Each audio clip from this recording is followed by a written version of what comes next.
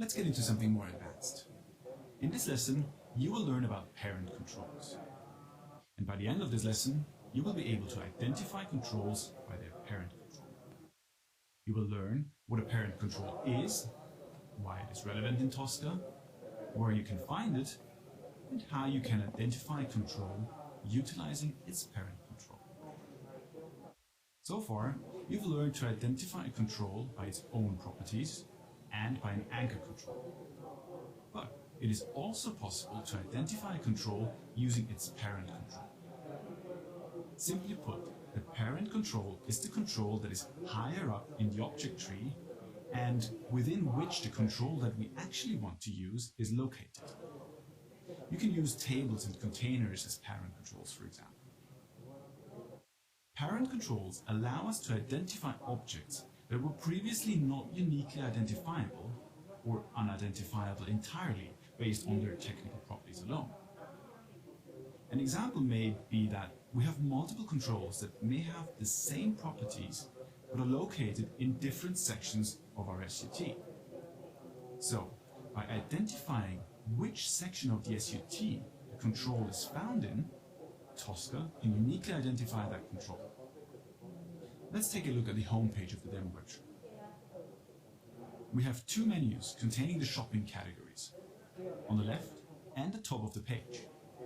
So, let's say you want to select specifically the books link on the left-hand side of the page. It would be really tough to uniquely identify that control because it is nearly identical to the control at the top of the page. But if we identify the box that the books link is contained within as well, that is the parent control, we will be able to uniquely identify the desired shopping category. And yes, there are certainly other ways you can make this control unique, and we've covered these techniques throughout this course.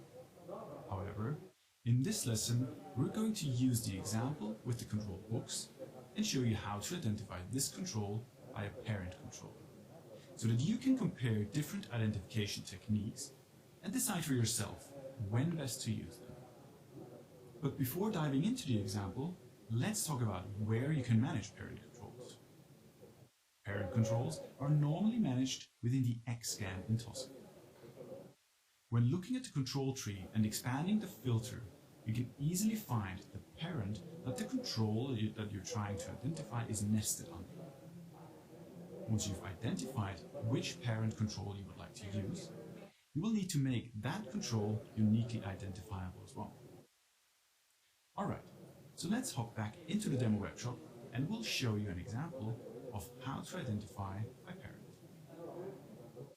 Once you've scanned the webshop and you've selected the control books on the left, you can see that it is not uniquely identifiable.